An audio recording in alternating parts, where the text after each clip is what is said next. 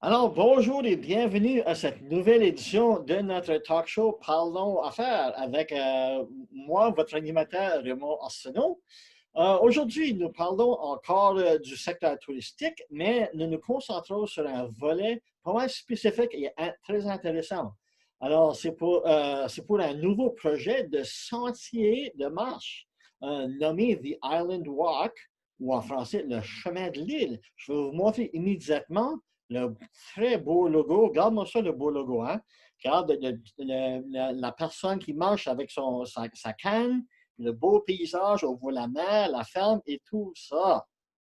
Donc, pour nous en parler de ce sentier-là, nous avons avec nous aujourd'hui notre grande amie Linda Lauder de Cavendish. Allô, Linda? Bonjour Raymond, ça va bien? Ça va très bien, et toi? Très bien, En forme? toujours. All right. OK, donc avant de sauter directement dans la matière, peux-tu nous dire un petit peu comment tu es, personnellement impliqué dans ce projet-là? Je suis impliquée comme consultante. J'ai été embauchée par le groupe à but non lucratif Island Trails qui voulait avoir un groupe de gens qui pourraient mettre le projet en œuvre.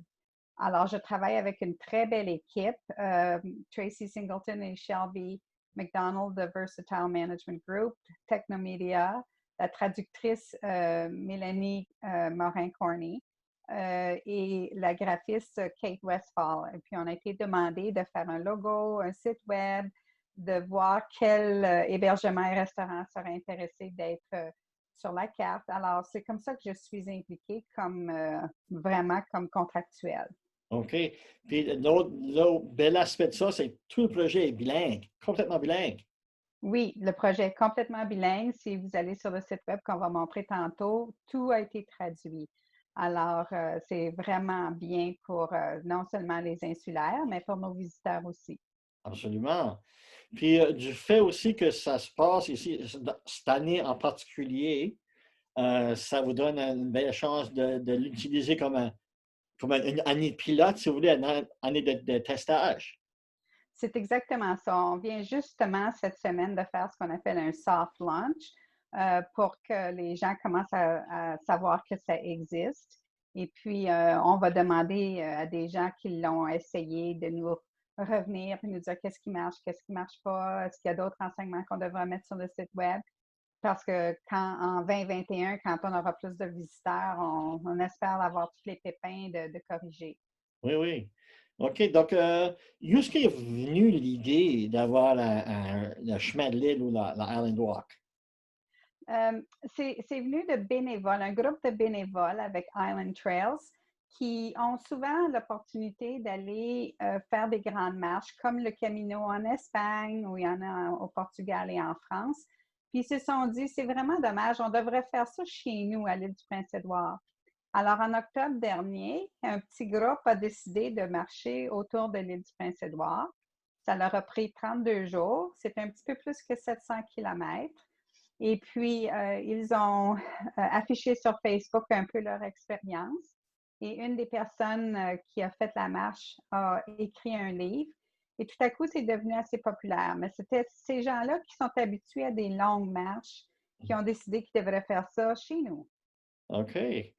Ben, je sais que tu as mentionné, il y en a d'autres marches comme ça un peu partout au monde. Il y en a des qui sont plus connus que d'autres, comme par exemple le El Camino de Santiago en Espagne, que je connais plusieurs personnes qui l'ont fait.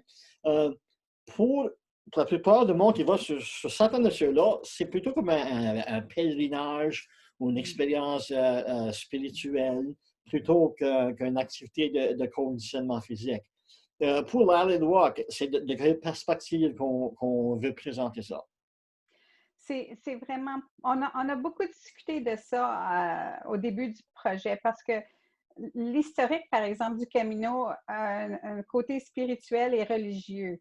Mais spirituel, c'est beaucoup plus grand que religieux. Ça peut être une découverte de soi-même, ça peut être après un événement comme le décès ou un divorce ou une graduation même, où on veut aller se découvrir soi-même. Alors, on a parlé de ça comme on n'a pas vraiment un aspect spirituel du côté religieux, mais on voulait que les gens puissent revenir différents. Et puis, c'est exactement le slogan qu'on a décidé d'utiliser pour la marche, pour le chemin. Puis, mais c'est un côté spirituel pour se découvrir soi-même, mais on a aussi un petit côté touristique là-dedans parce qu'on veut que les gens apprécient notre paysage, puis notre nature et nos gens.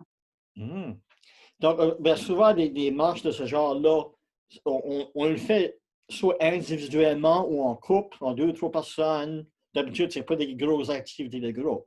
Non, normalement, c'est justement ça. C'est des très petits groupes. À moins que ce soit pour une activité physique, là, ça pourrait être un plus grand groupe, mais généralement, c'est des groupes de 1 à 4 personnes. Oui, oui. OK. Donc, avant qu'on aille sur le site web, parle un peu, c'est quoi le chemin de l'île? OK. Quoi ça ressort physiquement, là? OK. C'est une bonne question. C'est une combinaison de marches sur des routes publiques, que ce soit la transcanadienne ou des routes comme des routes de campagne. Ça, c'est à peu près un tiers. Il y a à peu près un tiers sur le sentier de la Confédération. L'autre tiers, c'est sur des sentiers qui existent déjà ou des vieux chemins de terre, des routes d'héritage qu'on a à l'île du Prince-Édouard. Et dans tous les cas, ce sont des chemins qui ont très peu de pente, comme ce qui est opposé à d'autres chemins à travers le monde. Et puis, ce sont dans plusieurs cas des routes qui ont des belles vues ou des belles expériences. Par exemple, peut-être des vieux chemins de terre qui ont des arbres qui font comme un ciel de feuilles, par exemple. Alors, il y a certains passages qui sont à l'intérieur des villes. Ça passe à travers Charlottetown et Summerside et ça passe à travers plusieurs petits villages, comme par exemple Wellington, Rustico, des choses comme ça. Alors, c'est un mélange de tout ce qu'on a vraiment à l'île du Prince-Édouard. OK. Mais allons voir le site web, puis tu peux nous montrer aussi la carte géographique là, quand ça soit le temps. D'accord? Bien, commençons là. Alors, voici la... Oh, attendez que je mette le français, là.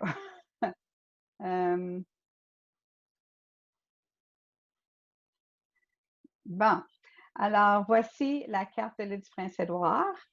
Avec ce qui est en rouge, c'est le chemin lui-même. Et vous voyez, il y a des petits points verts, il y en a 32. Et la raison qu'il y en a 32, c'est quand les personnes originales ont fait la marche en octobre, ça leur a pris 32 jours. Et puis, ils appellent chaque point un point de passage ou la fin de la journée. Alors, ils ont commencé à Charlottetown. Le premier jour, ils se sont rendus à Dunedin. Alors, c'est le point de passage numéro 1. Le deuxième jour, ils se sont rendus à Victoria, c'est le point de passage 2, et ainsi de suite. Alors, ça leur a pris 32 jours. Évidemment, les gens n'ont pas besoin de faire tous les 32 jours. Ils peuvent faire des sections, puis je vais vous montrer ça un petit peu plus tard. Mais ça, c'est à peu près où la marche va maintenant. Et pour ceux qui vont sur le site web, ils peuvent utiliser le Zoom pour aller plus grand, plus petit, pour voir plus de détails. Sur la carte que vous voyez maintenant, il y a des points jaunes. Ça, c'est les hébergements. Il y a aussi des points en gris et ça, c'est les endroits où on peut aller manger. Alors, les hébergements, si je clique sur un hébergement, par exemple, je vais utiliser, je vais utiliser le bar à choix à Rustico. Voyons.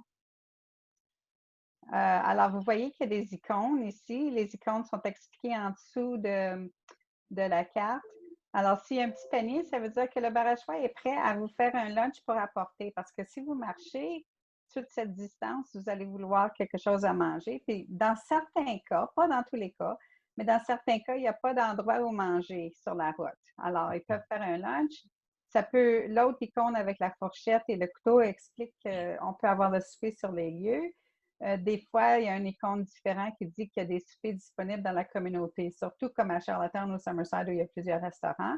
Et l'autre icône, qui est la petite fourgonnette, explique que l'hébergement est prêt à vous aider avec le transport.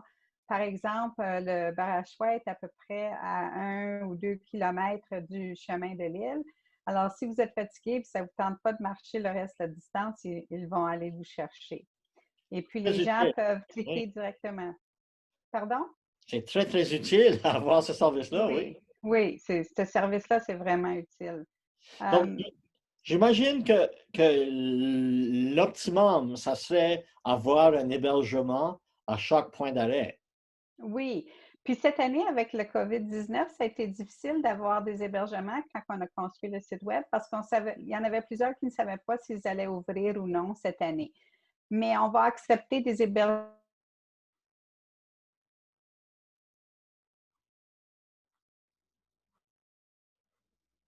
tout au long. Nos hébergements, on va certainement les accepter. Ils ont juste à me téléphoner ou communiquer avec moi, puis on va s'occuper de ça. OK. Juste pour te dire, je ne sais pas si ça passe ça, il y a eu un petit gel, là. Donc, on va voir Ah, ce qui se passe. On espère que ça va continuer, ça va aller bien. OK, on va d'accord. continuer. OK, ben parle-nous des autres affaires qu'il y a sur le site web, là. OK. Alors, sur le site Web, euh, sur le premier signet, vous pouvez trouver des renseignements au sujet de l'île. Ce qui est intéressant ici, c'est les essentiels de la randonnée. Ça vous explique ce que vous avez besoin d'apporter. Surtout, ça va dépendre si on fait la marche en mai ou si on fait la marche en juillet. Alors, ça donne des suggestions d'articles ou de vêtements à apporter. Et puis, il y a des ambassadeurs de l'île qui ont déjà fait la marche, qui expliquent ce qu'eux, ils ont déjà apporté. Alors ça peut aider à la préparation à la marche. Il y a des questions essentielles. Les questions essentielles, il y a des questions générales sur l'itinéraire, la distance, la météo, toutes sortes de choses comme ça. Alors ça peut aider. Ensuite, il y a des renseignements par des ambassadeurs, des partenaires, les partenaires en hébergement. La carte, ce qui est intéressant, c'est en plus de la carte que je vous ai montrée, on a les 32 sections. Alors, chacune des 32 sections a une petite description de la longueur, OK. du temps que ça peut prendre, le classement, si c'est facile à marcher, si c'est plat, et peut-être des choses à voir sur le long de la marche dans cette section-là. Alors, il y en a 32 de ces sections-là. Et puis, pour les gens qui ne veulent pas marcher les 32 jours, on a créé des itinéraires. Alors, je vais vous en ouvrir une, par exemple, celle-ci. C'est le chemin de l'Ouest. Et ça va de O'Leary à Miminigash. Et c'est un trajet de 86 km. Alors, les gens qui marchent normalement les caminos, ils vont marcher de 20 à 25 km par jour. Donc, ceci, ça se ferait facilement dans 4 jours. Mais si vous voulez être un peu touriste, puis aller voir le musée des pommes de terre à O'Leary, puis le musée de Stomping Tom, puis ces choses-là, bien, peut-être que ça va vous prendre un peu plus longtemps. Alors, on a créé des itinéraires pour donner un peu plus de renseignements aux gens, avec une description des endroits où ils peuvent coucher, par exemple, au Tignish Heritage Inn. Et puis, faire comme une petite vacance au lieu de marcher 32 jours. Ceci, ça se fait bien dans une semaine. Et puis, on a des blogs qui ont été écrits par des gens qui parlent de leur expérience avec le chemin de l'île. Alors, il y a beaucoup, beaucoup de renseignements sur le site Web pour les gens qui aimeraient commencer cette aventure. OK. Puis l'adresse générale, c'est quoi? L'adresse générale, c'est theislandwalk.ca. OK. Il Puis faut rendre le petit... là. Pardon? Il faut rendre là. On peut choisir si on veut la version anglaise ou française. Exactement. Il y a le bouton français-anglais à droite en haut et puis tout le site au complet est bilingue. OK. Un morceau d'équipement qu'il faut faire sûr d'apporter, c'est sa caméra. Absolument, absolument. Puis l'autre chose qu'on se fait beaucoup demander, c'est s'il faut des bottes de marche. Puis c'est un des chemins au monde où on n'a même pas besoin des bottes de marche. Même des espadrilles, ça peut faire parce que la marche est tellement facile et douce. Mais Oui. absolument, c'est l'appareil photographique. Il y a des vues imprenables partout sur le chemin. C'est ça. Puis il y en a des différentes sortes de vues aussi. C'est pas long, les du Place-Édouard, mais tu vois, il y a des belles scènes agricoles, des beaux paysages de mer, des couchers de soleil, puis au centre de l'île, c'est les buttes. Puis dans les bouts extrêmes, on voit les falaises. Donc, il y a toutes sortes de vues, hein? Absolument. Puis, il y a beaucoup de fleurs qui sont différentes. Pour ceux qui aiment prendre des photos de fleurs, il y a beaucoup d'oiseaux qui sont différents. On peut, près de la mer, on peut voir les hérons, mais peut-être à l'intérieur des terres, on va voir les gets bleus, toutes sortes d'affaires. Alors, oui, c'est vraiment incroyable ce qu'on peut trouver. OK, retournons juste à nos visages, voir nos beaux visages, là. OK.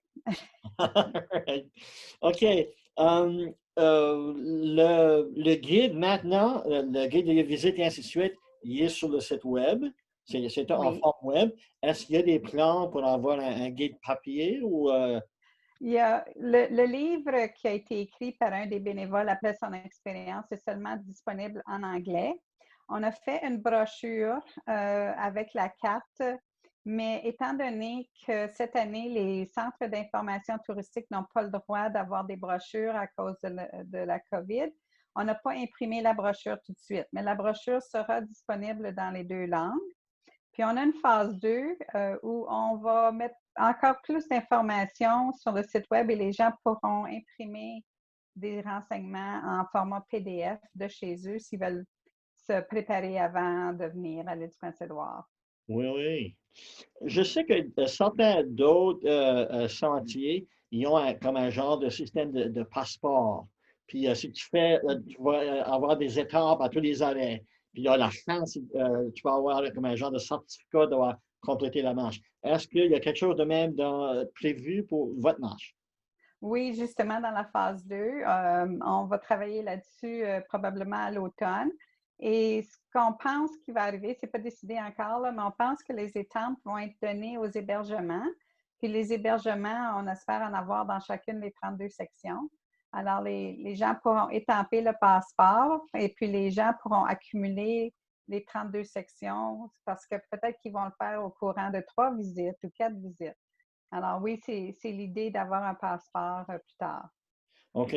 Donc, il n'y a rien qui exige qu'il faut tout faire d'une shot. On peut en faire les bouts qu'on veut qui nous tentent. Exactement, exactement. D'ailleurs, même le Camino, les gens ne le réalisent peut-être pas. C'est pas nécessaire de faire les 800 kilomètres d'un bout. On peut en faire des bouts et puis retourner en faire un autre bout. OK. Alors, qui est votre client typique pour ce genre de marche-là? Notre marché, c'est vraiment des 40 ans et plus. C'est sûr qu'il va y en avoir des plus jeunes, là, mais c'est vraiment les 40 et 50 ans et plus. Des gens qui ont eu des expériences de vie, qui veulent retourner, penser à leur expérience, s'examiner eux-mêmes, euh, ou des gens qui veulent justement voir l'île du Prince-Édouard d'un autre œil, au lieu de la voiture, de marcher l'île et d'être plus sur le terrain, puis de rencontrer des gens un à un sur la marche. Alors, et puis, on aura vraiment deux clientèles de ce côté-là. Ceux qui sont habitués à la grande marche, qui sont prêts à faire les 32 jours. Alors, il y a un groupe, par exemple, de gens qui ont fait le Camino, mais qui ont une association ici au Canada. On a déjà communiqué avec eux. Il y en a plusieurs d'entre eux qui ont dit, ben, on ne va pas aller en Espagne quand on a quelque chose comme ça au Canada, à l'île du Prince-Édouard. Alors, il y a cette clientèle-là. Puis l'autre clientèle, c'est des gens qui veulent venir à l'île du Prince-Édouard pour une semaine ou 2 semaines, avoir une expérience différente, être communiquer avec la nature et puis avoir un peu d'exercice physique. Alors, mais c'est vraiment généralement une clientèle un petit peu plus âgée. OK. Donc, pour l'instant, ben, par la force des choses, notre marché cette année, ça sera l'île du Prince-Édouard et les Maritimes. Et Exactement. on va voir si ça va rouvrir plus loin que ça. Mais éventuellement, allez-vous aller chercher le même genre de clientèle qui va, comme une clientèle mondiale, qui va dans les marches, tu sais, les professionnels de marche? Oui, comme on a un plan de médias sociaux. Et puis avec les médias sociaux, c'est sûr qu'on va utiliser des hashtags puis des communications. Puis les gens qui sont habitués à faire ces marches-là utilisent les mêmes hashtags. Ils utilisent Instagram, puis Pinterest, puis Facebook pour découvrir ce qui existe ailleurs. Alors, on espère pouvoir aller communiquer avec ces gens-là à travers nos plans médias sociaux. C'est sûr, comme même la province n'a pas l'argent pour aller faire des annonces publicitaires partout au monde, et puis nous non plus, mais on espère qu'à travers nos plans de médias sociaux, qu'on va pouvoir aller rejoindre certaines de ces personnes-là. Puis, c'est une communauté qui se parle, hein? Alors, si moi, je marche le Camino, je vais rencontrer d'autres gens, puis je vais leur dire, ben, où est-ce que vous avez marché? Est-ce que vous connaissez d'autres expériences que vous avez aimées? Alors, c'est un groupe qui est vraiment serré, là, puis qui va se parler, puis on sait qu'après quelques années, les gens vont nous connaître. OK. Y a-t-il pas aussi une marche dans les montagnes Appalaches, là, je pas trop loin d'ici, là? Oui, oui, il y a une marche dans les montagnes Appalaches. Il y a une marche à Terre-Neuve, OK. qui n'est pas aussi longue. Il y a une marche en Ontario, dans la péninsule Bruce. Alors, ça existe, mais en général, elles ne sont, bien, sauf celle des Appalaches. Celle des Appalaches est très longue. Il y a très peu de gens au monde qui font toute la marche. Mais les autres marches ne sont généralement pas aussi longues que la nôtre. Alors, on va voir ce que ça va donner. Oui, oui. Qu'est-ce qui donne à notre marche son cachet spécial qui va la différencier de toutes les autres marches? Bien, une des grosses choses, c'est qu'elle est facile à faire. On n'a pas besoin d'être habitué de marcher des collines, des montagnes. Ça se marche bien. Il y a très peu de pentes. Le terrain est doux, c'est pas rocheux en général. Même les routes de campagne, les gens vont marcher sur le gazon à côté de l'asphalte en général. C'est pas une marche qui est difficile. Alors ça, c'est numéro un. Numéro deux, dans la majorité des cas, sauf deux, trois fois, là, peut-être en quittant Charlottetown, euh, on voit des paysages naturels presque partout. Ce que les gens ne savent pas, c'est qu'on a une idée romantique du Camino, puis c'est vrai qu'il y a des endroits qui sont spectaculaires, mais le Camino passe à côté des grosses autoroutes de plusieurs voies. Il y a plusieurs gros camions, il y a toutes sortes d'endroits qui sont beaucoup moins intéressants. En général, notre marche est beaucoup plus calme, beaucoup plus intéressante. Puis il y a plusieurs paysages. Et puis, les gens vont avoir l'expérience de passer à travers plusieurs petits villages, plusieurs cultures, des villages écossais, des villages acadiens comme Wellington, etc. Alors, il y a des petits cachets spéciaux qu'on a. Puis aussi, j'ai vu à quelque part que vous parliez, il y avait des objectifs que vous vouliez être inspirant, ingénieux et éducatif. Euh, comment vous allez faire ça? Bien, le côté inspirant, ça revient un peu à notre slogan, revenez changer. On veut que ça inspire les gens à vivre une vie peut-être différente. Puis peut-être après la COVID-19, c'est un bon temps de penser à comment on vit puis nos habitudes. Alors ça, c'est le côté inspirant. Le côté ingénieux, c'était qu'on voulait être un peu différent dans le sens que on voulait être innovateur et que notre marche soit assez simple, que tout soit fourni comme information et renseignement.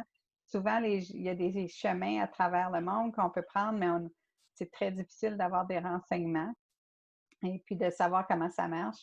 Et puis le côté éducatif, c'est un peu dans notre site web, qu'il y a beaucoup de renseignements au sujet de l'île puis des choses à voir et à faire. C'est pas simplement, ben va faire la marche. c'est, c'est vraiment une approche où on veut que les gens nous connaissent comme insulaires. Je vois aussi que beaucoup des sentiers, ils passent très proches des attraits touristiques, des musées, il y a des spectacles, des événements. J'imagine qu'on veut faire des partenariats avec ces attraits-là pour envoyer du monde dans les deux directions. C'est ça. C'est pour ça qu'on a fait les itinéraires, parce qu'on ne voulait pas que les gens pensent qu'ils sont obligés de marcher 20-25 km à tous les jours. On veut qu'ils prennent le temps de savourer la province, de bien savoir ce qu'on peut faire. Alors, les itinéraires étaient importants. Ce ne sont que des exemples. On en ajoutera peut-être d'autres l'année prochaine, là, mais c'est sûr qu'il y a des endroits dans la province où il y a moins à voir. Ou, par exemple, il y a une partie du chemin de l'île qui va entre Saint Peters et Elmira. Ça prend le sentier de la Confédération. Bien, il n'y a pas d'attraction dans ces deux parties-là. C'est à peu près 2 jours de marche. Alors, il y a des endroits où il y a moins de choses, mais il y a d'autres endroits où il y a beaucoup à voir. Alors, c'est pour ça qu'on a créé les itinéraires pour avoir ce mélange-là. Oui, oui. OK. La grosse question, c'est combien ça coûte pour faire la marche? Bien, c'est une très bonne question. Ça coûte rien, c'est gratuit. Tous les sentiers, tous les chemins sont des chemins, des sentiers publics. N'importe qui peut embarquer n'importe où, faire une partie de la marche, du chemin, puis revenir et s'arrêter n'importe quand. Ça ne coûte pas un sou. Il faut s'assurer d'avoir quelque chose sur les pieds. Mais à part ça, c'est gratuit. Alors, pourquoi ne pas en profiter? Puis, c'est une des raisons qu'on voulait lancer le projet, même si on savait que l'année touristique ne serait pas bonne, parce qu'on veut que les insulaires aussi découvrent leur propre province. OK. C'est rien, ça ne coûte rien. Pour les hébergements, donc c'est au moment de faire leur propre réservation, vous fournissez les noms, puis les liens, puis les coordonnées, c'est-à-dire? C'est ça. Les gens peuvent faire leur propre réservation en cliquant sur le site web de l'hébergement. Euh, on, on- on réalise qu'il y a beaucoup plus d'hébergements dans la province. Je dois admettre que ces hébergements-là, on leur a demandé un petit cachet. C'est pas énorme. C'est 125 pour être sur le site web. Et c'est gratuit pour 2020. Alors, le 125 c'est pour 2021. Et ça aide à garder le site web en vie. Parce que, étant donné que c'est un organisme à but non lucratif, ils n'ont pas l'argent pour aller faire tout le travail que ça prend pour garder un site web en vie. Alors, les restos payent 50 et puis les hébergements payent 125. Et puis, ce qui n'est pas énorme, mais c'est assez éventuellement pour pouvoir garder le site web, ajouter des photos, mettre plus de renseignements, faire ce qu'il faut faire pour que le site web reste vivant. Alors, et puis s'il n'y a pas d'hébergement dans une certaine section, on réfère les gens au site de la province avec tourisme pour aller voir d'autres hébergements. C'est pas qu'on ne veut pas que les gens n'utilisent pas d'autres hébergements, mais on espère que ceux qui ont pris le temps de dire, ben nous, on va appuyer ce projet, qu'eux vont être les premiers choisis. Absolument. OK. Est-ce qu'on a manqué des affaires que tu aimerais partager ou bien est-ce on a fait pas mal à gros tour, là? Oui. Bien, si les gens vont sur le site web, ils vont voir en haut à droite les liens pour Facebook, Instagram et Pinterest. Alors, j'aimerais inviter les gens à aller devenir membres de ces sites-là pour avoir tout ce qui se passe parce qu'on on va afficher des vidéos pendant l'été, on va ajouter d'autres photos, d'autres renseignements. Alors, afin de savoir ce qui se passe, c'est peut-être une bonne manière de faire ça, d'aller aimer notre page Facebook, etc.